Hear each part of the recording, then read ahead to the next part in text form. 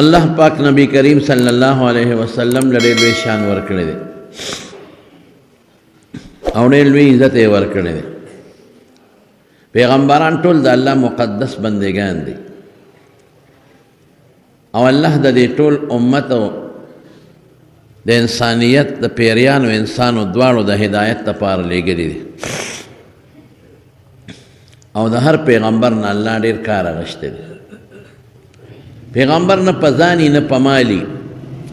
او چې الله ورته کوم حکم ورکړي هغه حکم قوم ته رسوي، بس د الله د حکم تابعداري کوي او بغیر د سلالت نه. قل ما اسألکم علیه من اجر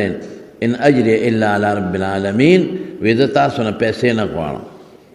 پیسې او اجر هر څه چې دي دا زما په الله دي، تاسو نه څه نه غواړم. هر پیغمبر دې ته نه دي کتلی چې نور دی او که سوری دی، یخه ده که ګرمي ده، سخته ده او که نرمه ده. چې الله ورته کوم حکم کړی دی د هغې تابعداري کړې ده او د امت رهنمایي کړې ده. د چا لږ قوم تابع شوی دی، د چا ډېر. په دې پیغمبرانو کې خدای پاک بیا بعضو له په بعضو کې درجې مقرر کړي دي. په فرشتو کې شته، په انسانانو کې شته. ورفع بعضهم فوق بعض درجات. نو په ټولو انبیاو پیغمبرانو کې د لوړې درجې پیغمبر زموږ محمد مصطفی دی صلی الله علیه وسلم، سید الانبیاء والمرسلین. په خپله حضور پاک فرمایي انا سید ولد آدم یوم القیامت ولا فخره. زه د ټول آدم د اولاد سردار یم. سردار مشر ته وایي. مشر ته خلک په هر سخت کار کې رجوع کوي، ورځي. نو د قیامت پر ورځ به دا ټول ماله راځي. الانبیاء آدم فمن سواه تحت لواء یوم القیامت. او حضور پاک فرمایي آدم علیه السلام نه تر عیسی علیه السلام پورې چې څومره پیغمبران دي ټول به زما د جنډې لاندې د قیامت پر ورځ ولاړ. نو د پیغمبر عزت دا زموږ د امت او زموږ د خلکو عزت او قدر دی. یا دومره عظیم پیغمبر خدای پاک موږ له راکړی. او بیا د دې حضور پاک په برکت باندې خدای پاک ډېرو خلکو ته هدایت ور نصیب کړی. د مکې هغه خلک چې هغه د جهالت نه ډک وو، د مارونو قسم دی که تاسو د هغوی حالات به اورېدل توبې به وباسئ. مردارې به یې خوړلې، مردار ډاکې به یې کولې، غلاګانې به یې کولې. ډاکې غلاګانې دی کار. خپلو میندو سره یې نکاحګانې کړې، سکه میندو سره، مېرنۍ هم نه، سکه میندو سره. خپلو خویندو سره یې ودونه کړي او په کورونو به یې جنډې لګولې وې. الله پاک مبارک پیغمبر راولېږه محمد مصطفی صلی الله علیه وسلم. دغه ټول ګندونه خدای د هغه په ذریعه ختم کړل او د هغې خلکو نه الله هغه پاکیزه قوم جوړ کړه، مقدس قوم، پاک قوم. چاته چې صحابه کرام ویلي کېږي چې تر قیامته پورې به د هغوی مثال څوک پیدا نه کړي. غلاګانې بند، ډاکې بند دی. مور خور خو څه کوې چې ډېرې ښځې حرامې شوې چې مامي ته به نه نږدې کېږي، څه ورته ویلي کېږي، خواښې ته به نه نږدې کېږي، نو څه در باندې حرامه ده، دا حرام، دا حرام، رویرا خورزه، دا حرام، دا حرام. حتی که چې کم هلک او کمې جینۍ د یو ښځې پیوس کړل دا هم حرام. مردارې به نه خورې، مردارې به یې خوړلې. زنا سخت جرم، سخته پابندي. که څوک هلک او جینۍ واده شوي وي او دا کار یې وکړه سنګساروی به، او که څوک واده شوي نه بې وادي نو 100 دورې به یې وې. په چا به الزام بلکل نه لګوې، تهمت د زنا. او که چا په چا د زنا تهمت ولګو 80 دورې به یې وهې. خدای پاک معاشره داسې پاکه کړه، قسم په خدای داسې خلک ته جوړ شو د رسول الله مبارک د برکت نه چې مقدس او پاک او خشته او رښتونی او امانتګر او صالح شخصیات ته خدای پاک جوړ کړل چې هغې ته صحابه کرام ویلي کېږي. د هغې نه پس د هغوی شاګردان، ورپسې زه تر زمونږه پورې. دا مونږ چې نن ښکلي ایمان لرو، یو الله منو، قسم په خدای دا د عالمانو برکت دی. هغوی نه پس مخکې د هغوی د استادانو، زه د صحابو او بیا د حضور پاک مبارک. او دا زمونږ ښکلی اخلاق او دا مونږ چې لور خور مور کې تمیز کولی شو او ښځه وغیره کې، دا ټول د پیغمبر علیه السلام برکت دی. خدای چې مونږ به په کوم طرف سرو دلته خو چې کومه غونډۍ لټې نو بوتان پکې راوځي زاړه چې څومره نو کندرات دی او کم یو لټې نو بوتان پکې راوځي پته ولګېدله چې په دې علاقه د بت پرستۍ یو دور تېر شوی دی او گوتم بدھ بوتان پکې راوځي د گوتم بدھ یو دور تېر شوی دی نو که د حضور پاک تعلیمات نه وي را رسېدلي موږ ته نو نن به موږ هم په کورونو کې بوتان پراته وو هغې ته به رام رام کوو یا به هم گوتم بدھ ته سجدې کولې نو زموږ د ایمان زموږ دین زموږ شریعت دا ټول د رسول الله صلی الله علیه وسلم برکت دی او موږ له ډېرې دعاګانې ګورې غوښتې دي لږې نه ډېرې زیاتې دعاګانې موږ له غوښتې دي پیغمبر مبارک امت له ډېر زیات سوالونه کړي دي او بیا بالخصوص زموږ د خلکو حضور پاک ارمان کړی دی یو ځل رسول الله صلی الله علیه وسلم او فرمایل لوددت انی لو رأیت ارمان که ما خپل رونه ولیدلې ارمان که مې رونه ولیدلې صحابه ورته وایي موږ ستا رونه نه یو د الله رسوله وینا انتم اصحابي تاسو مې ملګري یې رونه مې هغه خلک دي چې زما نه وروسته به راځي زه به یې لیدلی نیم او نالیدلی به په ما ایمان راوړي او ما به منئ صحابو ته ملګري ویلي دي موږ ته رونه ویلي دي رونه نو بیا ته صحابو تپوس وکړو وی د الله رسوله دی به د قیامت پر ورځ څنګه پیژنې وی دی به د اودس د اندامونو نه پیژنم د اودس د اندامونو نه به رڼاګانې خیږي د قیامت پر ورځ څوک چې اودس کوي په کوم اندام اوبه اچوي د هغې اندام نه به د قیامت پر ورځ رڼا ښیي هم غر محجلون یا محجلین من آثار الوضوء د اودس د اندامونو رڼا به خیږي نو د مارونو په موږ د حضور پاک ډېر لوی احسان دی ډېر لوی کرم دی د پیغمبر مبارک چې زموږ دا دین هر څه د هغې د برکت دی نو اوس به موږ څه کوو یو به د هغې د سنتو تابعداري کوو اتباع سنت باندې به راته یو جمعه بیان وکړم انشاءالله خو دیم یو پټینې غوندې عمل درته نن ښیم هغه عمل به کوو انشاءالله په هغې کې زموږ ډېر لوی خیر دی دا چې موږ به درود شریف په حضور پاک وایو او رب العالمین په خپله په قرآن شریف کې فرمایي ان الله وملائکته یصلون علی النبی الله هم پې درود وایي او د الله فرشتې هم پې درود وایي یا ایها الذین آمنوا صلوا علیه وسلموا تسلیما ای مؤمنانو تاسو هم په دې پیغمبر درود وایئ او چې کله ور مخامخ شئ نو سلام هم ووایئ یعنی الله خپله پې درود وایي او دا په الله فرشتې په خپله پې درود شریف وایي یو ځل رسول الله صلی الله علیه وسلم ډېر پریشان او غمجن ناست حضور پاک مبارک ته جبریل علیه السلام راغی وی دا یو فرشته په لومبي ځل د اسمان نه راکوزه شوه مخکې نه ده راغلې او د الله نه اجازت وغوښت چې الله ما له اجازت راکړم په نبي علیه السلام سلام اچو نو الله ولې اجازت ورکړو دا فرشته په لومبي ځل راغلی پتا سلام اچي نو چې هغې فرشتې په حضور پاک سلام واچو نا فرشته ورته څه کوي وی الله پاک ما ته ووایي چې ته دې پیغمبر ته ووایه چې څوک یو ځل پتا درود شریف ووایي لس ګناهونه به خدای معاف کړي لس نیکۍ به وله خدای ولیکي لس به وله خدای درجې اوچتې کړي وی الله فرمایی چې ته دنه تپوس وکړه چې ارضي ته اوس خوشحاله نو حضور پاک او فرمایل او اوس خوشحاله شو یو ځل چې تا اللهم صل علی محمد ټکې وی یو ځل بس لس نیکۍ لس رحمتونه خو درته راغلل او لس ګناهونه دې ورجېدل لس نیکۍ لس رحمته لس ګناهونه دې رجلې کېږي لس مرتبې دې بلندېږي د درود شریف ډېر لوی برکات دي صاحب زموږ د دې درود شریف یو کتاب یو عالم لیکلی دی دلایل الخیرات په هغې کې د هرې ورځې ځان له درود شریف لیکلی دی دا سفیان صاحبان یې وایي مستقل نو هغه د هغه درود شریف د کتاب متعلق لیکلی دی چې دا کتاب مې په درود شریف ولې ولیکه و یو ځل په لاره باندې روان وم یو ځنګل کې یو شاړه ځمکه وه او ډېر زیات تږی شوم وی مخامخ مې وکتل یو کوی دی وی هغه کوی له ورغلم وی کوی کې برقه نشته یا خدایه زه څوک یم د تندې مرم ګرمي ده اوبه شته په کوی کې لاندې برقه نشته یو جینۍ وه ګډې چیلۍ سرولې ماشومه جینۍ وه وی ما لراله ما ته کاکاجي ولې ما چې بچې تږې یم وی چې د کوي کې اوبه شته که نه ما ورته وخندل چې بچې اوبه خو ما ته هم ښکاري اوبه په سر وباسم وی ما ته وي د لره وباسم ما ویا ما لکې سوچ وکړه چې د دې سره به یا بورقۍ ګډې چیلۍ سرۍ خامخا به سلوخې وسرۍ نو ما له به اوبه راوباسي وی هغه ماشومه جینۍ راله او د کوي په غاړه باندې ودرېده او څټکې وې او چوپ یې کړې او چې چوف یې کړې نو اوبه ورو راختې د کوي سر له راورسېده وی ډک شو وی ما ته اسکه باباجي کاکاجي وی اوبه مې وڅښلې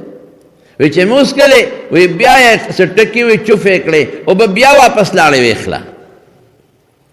ما جینۍ کلکه د مټه ونیوه مې بچې پیری یې که انسان لورې وی نه د خو د انسان لورې م پیری خو نه دا دې څه چل وکړه یو ټکي سره اوبه سر ته رالې او بیا واپس ویخله لاړه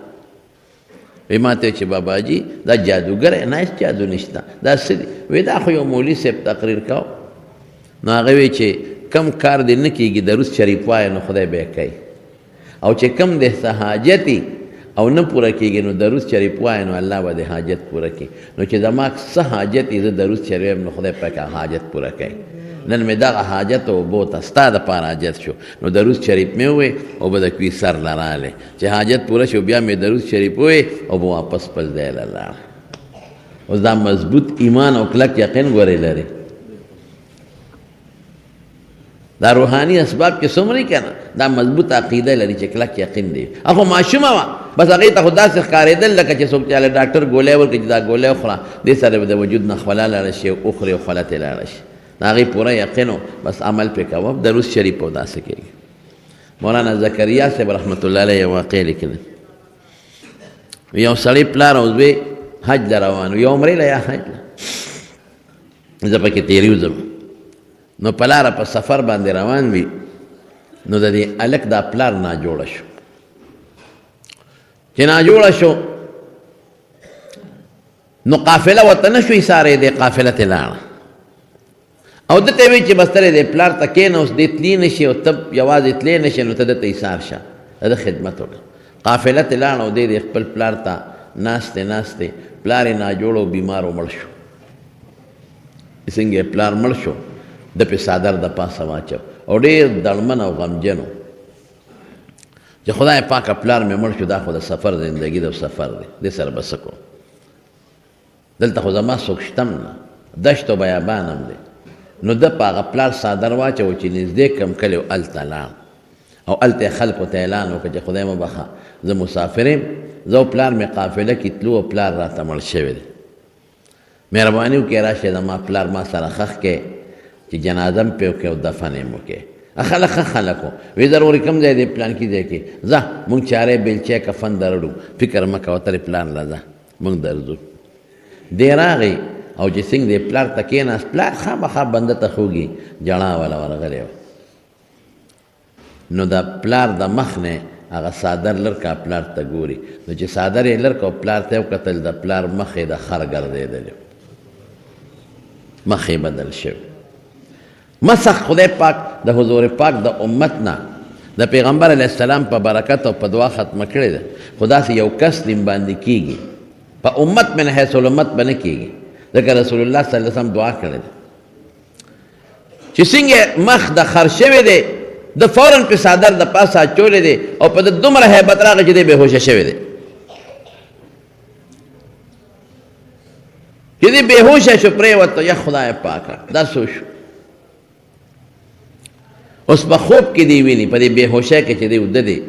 په دې کې دی ویني چې نبی کریم صلی الله علیه وسلم دی او ګڼ شمېر ملګري دي ورسره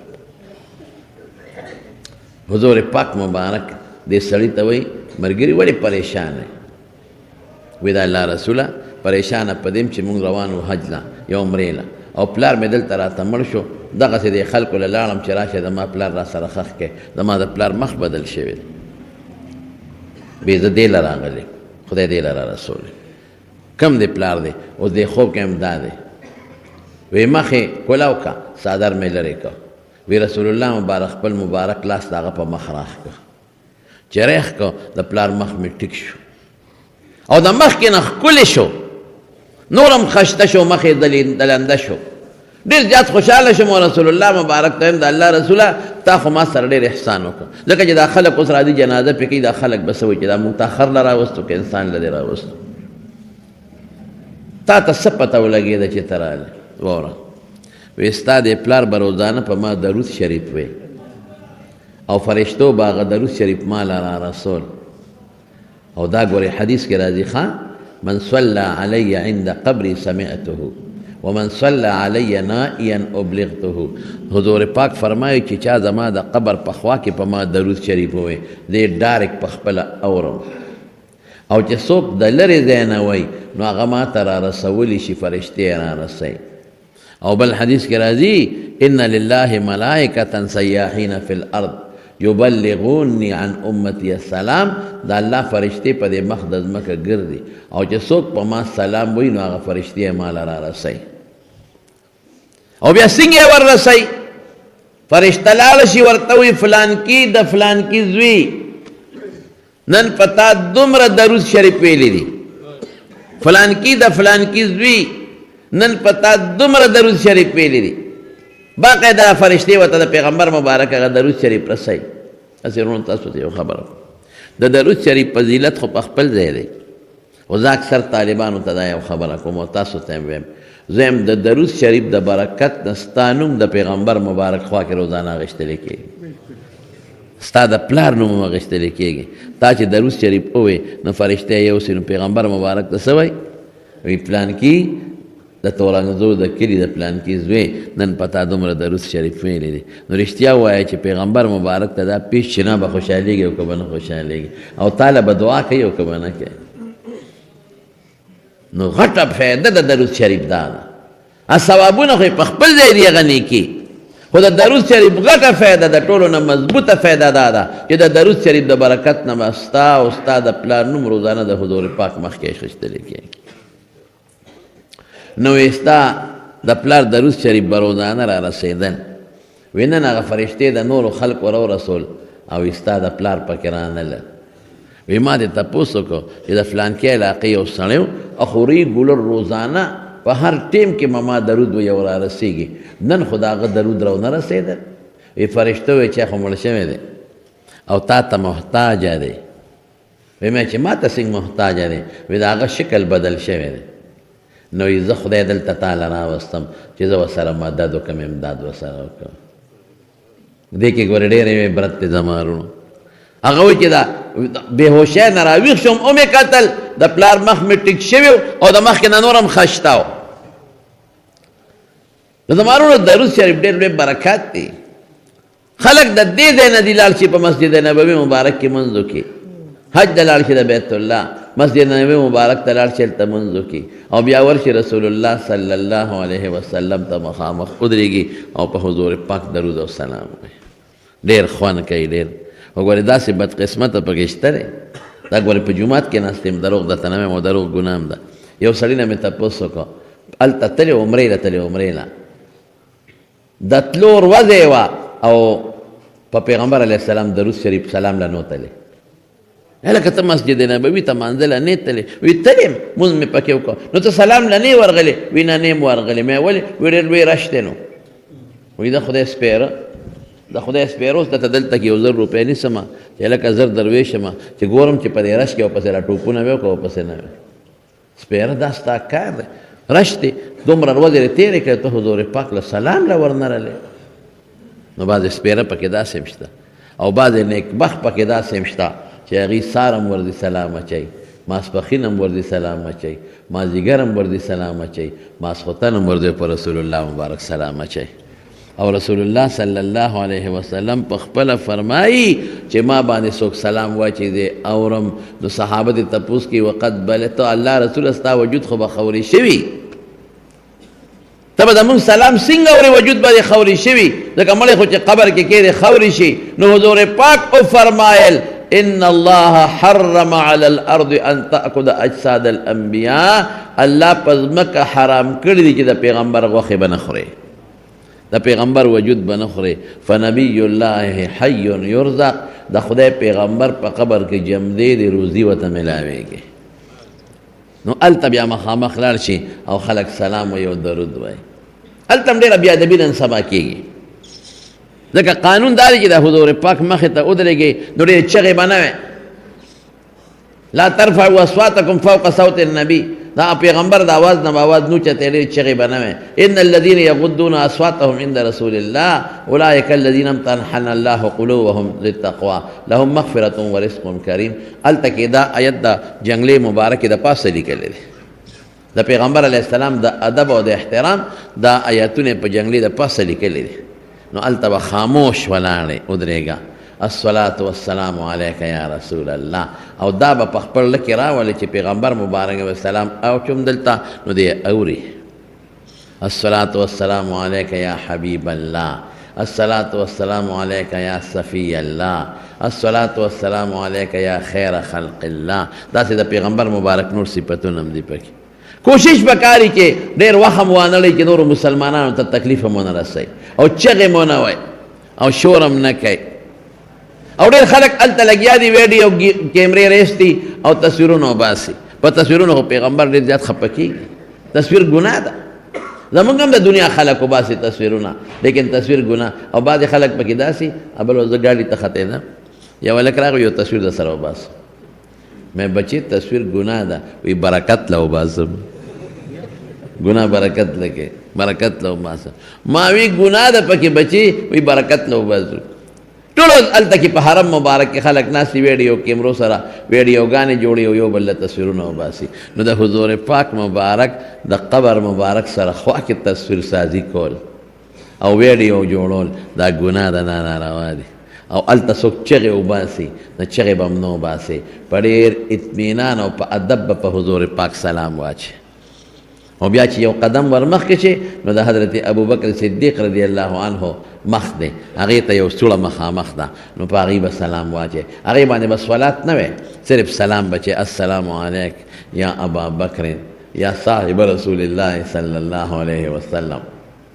یا رفیق رسول الله صلی الله علیه وسلم فی الغار. دا هغه چې کوم صفتونه دی به وکړي. او چې یو قدم ور مخکې شي نو بیا یو بله سوړه د حضرت عمر فاروق رضی الله عنه مخ ته ده، نو په هغه به سلام واچي.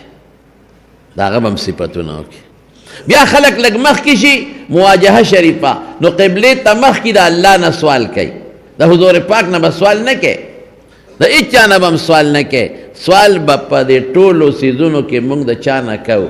الله نه به کوو. الله ته به ودرېږي او قبلې ته به مخکې، نو د الله نه به سوال وکړي. نو هلته ډېر خلک دی او سلام اچي او ډېر خوند کوي هغه ځای کې سلام. خو دا پکې شرط دی چې په هغوی سلام اچي نو بیا به ورسره په دواړو شیخینو په حضرت ابوبکر او په حضرت عمر په هغوی به هم سلام اچي. زموږ د صاحب د مرقات یو واقع لیکلې ده، مولا علی قاری لیکلې ده، زبرته نه اشعة اللمعات کې شیخ عبدالحق دهلوي رحمت الله علیه لیکلې ده. دا د مشکات شریف محشي دی. و یو سړی هغه به مدینې منورې ته راته او په نبي علیه السلام به سلام اچو، ښه سړی او د هندستان. نو یو کال حج لته دی د ابوبکر او د عمر رضی الله عنهما مناقبو کې لیکلې ده، تاسو یې کتلی شئ. نو اوس هم چې څوک حج ته ځي نو دوستان وله راغونډ شي، نو هغه حج لته نو یو دوست بل دوست نه تپوس وکړه تاله سره وړم ستاسو سوال جواب دی. نو یو دوست دی نو هغه داسې خراب سړی و، د صحابو پسې به بد رد وی. نو هغه له ورغې چې هلکه زه حج ته ځم، ستا څه دي څه دي په کار یې چې دله راوړم؟ وی زما خو هېڅ هم نه دي په کار. نه که وي ما ته ووایه، یاره زما یو سوال جواب دی که دا کولی شي. وی بلکل به وکړم، که زما په وس کې وي ستا په وس کې دی، خو لا اول سره وعده وکړه چې دا به پوره کوې، چې زما په وس کې ولې به نه پوره کوم؟ وعده ده. وی چې خله حج وکړي او بیا مدینې شریفې ته لاړ شي او په مدینه منوره کې په حضور پاک خپل سلام وایي، زما سلام به هم پرې ووایي، د بل سلام هم رسولی شي. ښه هلته خلکو ته وایي زمونږ سلامونه ورسوئ. نو ډېر شي وي. نو خیر داسې ویلې چې الله ته وایه الله ما ته چې د پیغمبر علیه السلام متعلق چا سلام ویلی دی خدایه خلک تا ته معلوم دي، بس دی واسطه یم هغه سلام ورته ورسوم. او که نومونه درته یاد دي نو ویل یم چې د پلانکي له طرف نه سلام، السلام د پلانکي نه د پلانکي نه. نو چې خپل سلام واچوې نو زما سلام هم په حضور پاک مبارک ووایي. نو بیا به ورته دا سوال جواب وکړي چې زما هغه دوست د هندوستان د پلانکي کلي وایي چې زما ستا ملاقات ته ډېر ډه کېږي خو تا سره خوا کې دا 2 کسه پراته دي ابوبکر او عمر چې دا ستا دشمنان دي دا ستا دشمنان دي د دوی د وجې دله نه راځم دا مې په سترګو ښه نه لګي مې چې لکه ظالمه دا دې څه وایي چې نه بس دا مې نه لګي مې چې دا خو زه نشم دا سوال جواب رسول ای ما ته چې تا خو ما سره وعده کړې ده دا زما دا سوال جواب ته ورسوه وی چې حج مې وکړو او مدینه شریفې ته لاړم او په مدینه شریفه کې حضور پاک مبارک ته ودرېدم او خپل سلام مې ورسو نو دغه سړي سلام مې په پیغمبر علیه السلام ووی وی مې چې راشه پښتانه خو وایي چې لکه ستا د چا وجلې نه دی نقل کفر نه باشد دا خو د نقل کوم ما وی د الله رسول زما یو دوست دی او پلانکي د پلانکي زوی دی او د هندوستان د پلانکي کلی دی او په تا سلام وایي او د سلام نه پس وایي چې زما ستا ملاقات ته ډېر ډه کېږي چې دله راشم خو د ابوبکر او د عمر د وجې دله نه راځم دا زما هم دشمنان دي او ستا هم دشمنان دي وی دا مې ووی وی رالم خپل بلډینګ ته اوده شم سملاستم وی خوب کې خپل کلي وینم چې خپل کلي کې یم او دې کې نبی کریم صلی الله علیه وسلم دی او ملګري ورسره دي او دغه دوست مې ولاړ دی وی حضور پاک ما ته وایي په دې خوب کې فرمایي چې دا سړی چې تا ته وایي چې د ابوبکر او عمر د حضور پاک دشمنان دي مې چې او صاحب دا سوال جواب راته ده کړی وی نبی علیه السلام حضرت عمر ته اشاره داسې وکړه په ګوتو په خولې هغه ګونه کې په ګوته اشاره وکړه وی عمر صاحب سره توره د ور مخکې شو او پټه سې تې سټو او سټې تې خوا غورځو تنې دې خوا پرېوته وی زه د خوب راویښ شم وی ما د خوب دا تعبیر وویسته چېرې دا سړی خراب سړی دی او حضور پاک په د خپلو ملګرو خفه شو نور د حالاتو نه یم خبر وی چې د حج نه واپس رالم خلک ټول مبارکۍ له رالل وی دغه اشنا مې رانغی وی چې میلمانه لږ په قلار شو نو زه یې لاړم کلي ته چې ما دا دوست بیمار به چې ما له رانغی نه کلي لږ بیرته وی چې زه ورغلم دروازه مې وواله ښځې اواز راکړه څوک یم زه پلان کیم د حج نه راغلی یم خو زما هغه دوست ما له ملاقات له رانغی رالم که ناجوړی چې دې تپوس وکړم وی هغه دروازې ته شو ما په ژړا شو چې هغه خو مړ شوی دی وی ما ورته وی چې کله څه چلو کله مړ شو یاره وی په پلانکي ټیم باندې غسلخانې ته ننوتې و باتروم ته متیاز وله رونوته مونږ ورپسې ورډبه خو جواب یې نه راکړو اخر کې هم دروازه ماته کړه چې دروازه ماته کړه دننه وکته نو په غسلخانه کې چا په توره والی سر ته یو خوا پروت و تنې بل خوا پرته وه خو مونږ ته سړی نه دی معلوم چې چا په توره والی وی تا ته دی وی ما ورته چې تا ته دا ورځ ټیم معلوم دی وی چې ولې نه د خاوند د مرګ ورځ خو خلکو ته معلومه وی قسم دی اقه ټیم و چې کم ټیم ما خوب لیدلی و وی ما ورته وی چې وهونکی ما ته معلوم دی وی څوک دی ته خو حج ته تللی وی ما حضرت عمر فاروق رضی الله عنه دی او د حضور پاک په حکم یې ته سروان دی او مفتی محمد شفیع صاحب رحمت الله علیه یو کتاب دی کشکول علمی کشکول معرفت هغې کې یو واقع لیکلی دلته حواله درکوم هغې کې لیکي چې یو سړی په مدینه منوره کې اوسېده ډېر نیک سړی و حج له به ته خو وخت به یې تېره پخوا به خلک لاړل نو مدینه منوره کې به ډېر ټیم تېره اوس خو هغه وختونه څوک نه تېروي او نه تېرولی شي اوس خو 78 ورځې تېرې کړي مدینې منورې ته 78 ورځې کې بعضې بدبخته داسې وي چې اکثر منځونه په بلډینګونو کې کوي هلکه چې مدینې منورې باندې خدای در باندې فضل وکړو لاړې نو کمبخته هر مانځله جومات ته ځه د مسجد نبوي مبارک د جومات خو ډېر لوی فضیلت دی یو حدیث کې راځي چې مسجد نبوي مبارک کې د یو منځ که دومره ثواب یې کېږي لکه نورو جوماتونو کې چې د زر منځونه کړي او بل حدیث کې راځي په ابن ماجه کې دی اگر چې هغې کې یو راوي د ابوالخطاب دمشقي لږ کمزوری دی هغې کې داسې دی چې که یو مونځ دی په مدینه منوره کې وکړه دومره ثواب یې کېږي لکه د نورو جوماتونو کې چې د 50,000 مونځونه کړي نو زموږ بدقسمته خلک په هغې کې هم بلډینګانو کې پراته مونځ دی نه دی څومره قیمتي مونځ دی چې څوک حج عمرې له لاړ شي هر مانځله جومات ته ځای او چې هلته کوم اوسېږي بعضې مسافر دی هلته مزدوري کوي د چا دوکانونه دي څوک مزدورۍ له تلي هغې ته هم دا وایم چې کوشش کوئ چې کله د خپل کار نه اوزګار شئ نو سار خو ټول اوزګاري خلک که نه نو سار هر سار مانځله مسجد نبوي ته دی قسم دی که دا وخت په ګوتو راځي ګوتې به مروړي چې پاکستان ته راشي بیا به لاړ نه شي او ماسخوتن هم ټول خلک اوزګاري نو سار او ماسخوتن دا دوه منځونه خو پکې کولی شي نو زه مسافرو ته هم وایم که ګاډی درته میلاویږي په ټکسي ځان له کوې څلور پنځه کسه خو حرم ته دی منځ پکې کوې او یوازې د حرم جومات نه دی هغې کې مبارک ځای نه دی ریاض الجنه دی روضة من ریاض الجنه حضور پاک ورته له جنت ځمکه ویلې ده هغې کې مقدس ستنې دي یو ستن ده استوان عایشه ورته وایي د هغې متعلق عایشه بی بی فرمایي وایي ما ته حضور پاک فرمایلي و چې دا ځای راته ښولی و چې که خلکو ته د دې د فضیلت پته ولګي د جګړې به یو بل سره وکړي مې چې ما ته ځای وښایم نو ځای هغې ته ښولی و په هغه ځای مې یو ستن ولاړه نو بعضې دي خلک خوش قسمته او دوه رکعته نفل پکې کوي او بل خو دا هغه ځای نه چې کوم دی رسول الله مبارک لس کاله تېر کړي دي ټول منځونه یې پکې کړي نو دغه حالم چې دی به ته او په نبی علیه السلام مبارک به درود شریف وی او خوش اواز او په ښکلي اواز به یې وی خلکو له به یې خوند ورکو نو یو سړی په مدینه شریفه کې هغه والا ډوډۍ وکړه چې ما سره دعوت ته لاړ شه نو بویت نو چې څنګه یې بوتو نو مالدار سړی و نوکران یې دا مفتی شفیع صاحب لیکلی نوکران یې د مخکې نه ورته پې کړي نو هغې کلک ونیو ګرفتار یې کړ خدای زه خو د ډوډۍ له راوغوښتم او کوټې ته دن نه که او ورته وې شابه جبه راوباسه ته چې په پیغمبر علیه السلام صفت کې درود سلام نو ټیک ته وایه زموږ اعتراض نشته نو دا په ابوبکر او په عمر ولې وې جبه یې ترې راوویسته ولې پرې کړه وایي په دې ژبه تا د هغوی صفتونه کړي دي یو څه ولې چې دلې جوړه کړي هغه سړي ته خو پته وه چې ژبه پرېږدي دونه وینه چې سړی چې همدې پاتې کړي دې له ژبه لاس کې ورکړه رامنډه یې کړې د دروازې مخې ته پرېوت بېهوشه شو وینه ترې تله بېهوشه شو دی وایي په دې بېهوشۍ کې نبی کریم صلی الله علیه وسلم مې ولیده وایي ما ته وایي چې ولې جاړې مې ستا د دې ملګرو په صفت کې زما نه دا د ژبه لاړه وی حضور پاک راته وفرمایل راکړه دا ژبه دی خو بېهوشه دی وده دی وی وله مې ورکړه وی خوله کولاو کړه وی خوله مې وازه کړه وی هغه ژبې هغه مونږ ژبې پورې یو ځای کړه وی کوه خبرې وی چې خبرې به شروع کړې ټیک شوم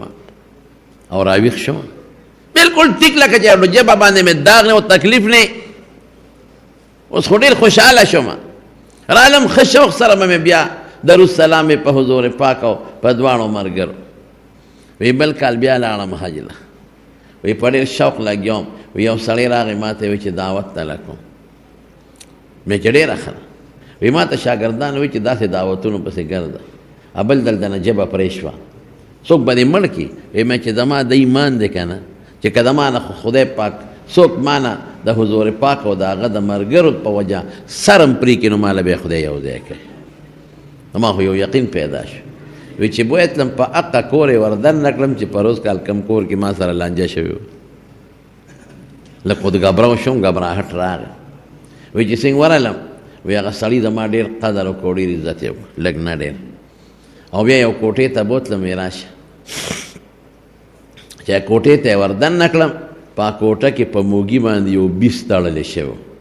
شادو غټ بیس غټ د انسان و وی چې بیز ما ته وکتل د سترګو نه اوښکې روانې شوې ژړلې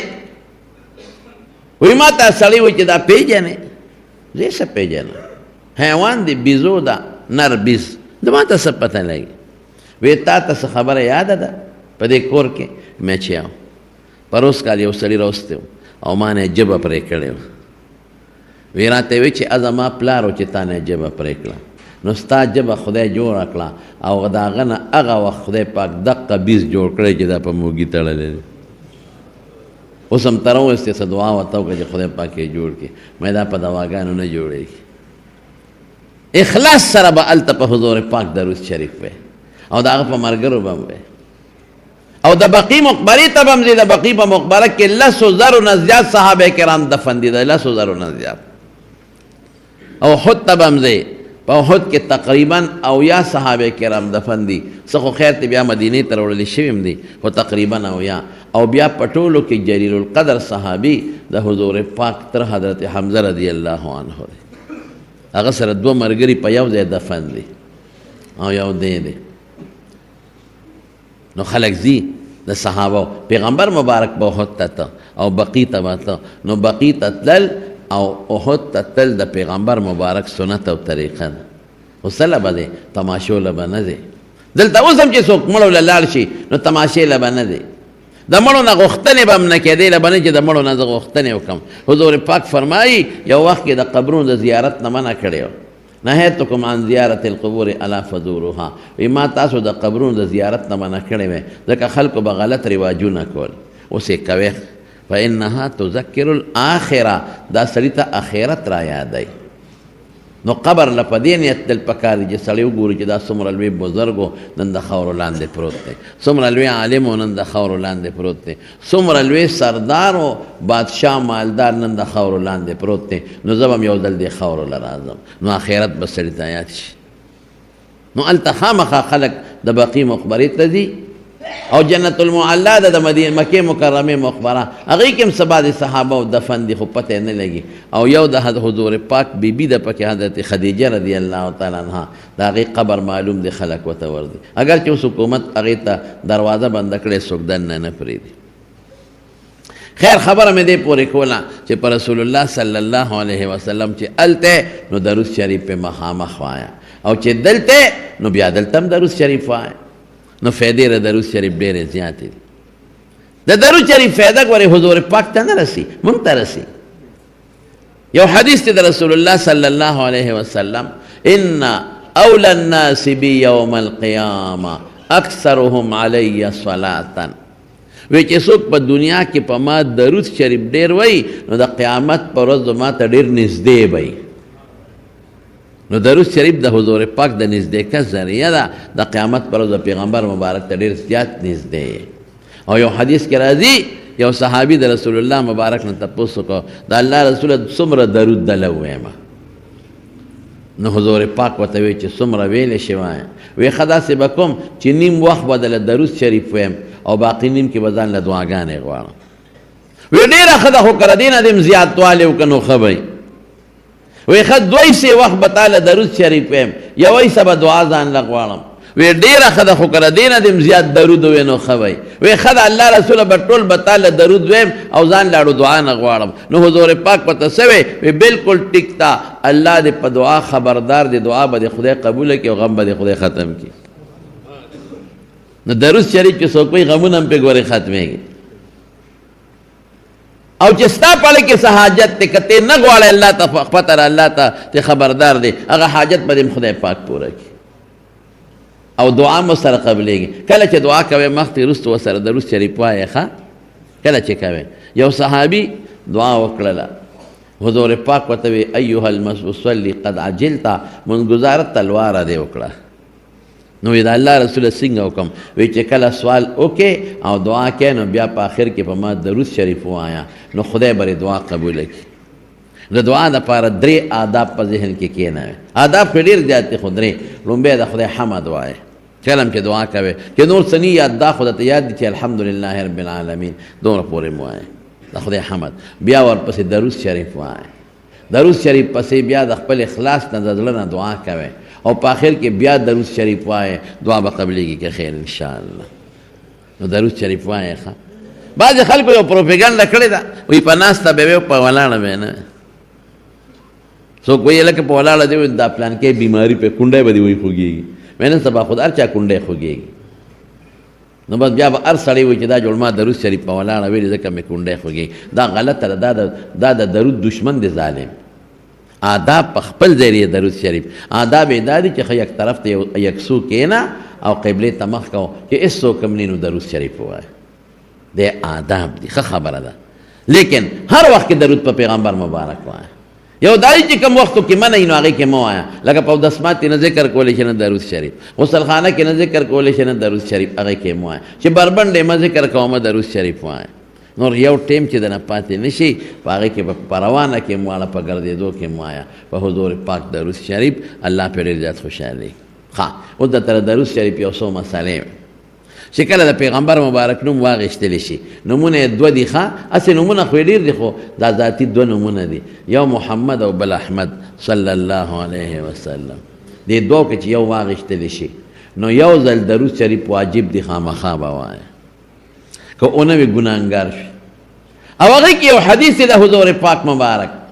رسول الله مبارک یو دلته دی منبر په دې ړومبی پوړی قدم کېښود نو وی آمین نو چې په دویمه یې کېښود بیا وی آمین نو چې په درېیمه باندې کېناست نو بیا وی آمین نو چې صحابو ته تپوس وکړه د الله رسوله مونږ خو چا دعا ونه لیده او ستا آمین هم واورېد وی په یو پوړی چې مې قدم کېښود نو حضرت جبریل علیه السلام راغی وی ما ته وی چې د چا مور او پلار جمدي وي او دې دومره خدمت ونه کړي چې د دې مور پلار په خدمت ځان جنت ته ورسوي نو خدای دې هلاک کړي رغم انف رجل پوزه دې په خاورو ککړه شي خدای دې هلاک کړي نو ما وی آمین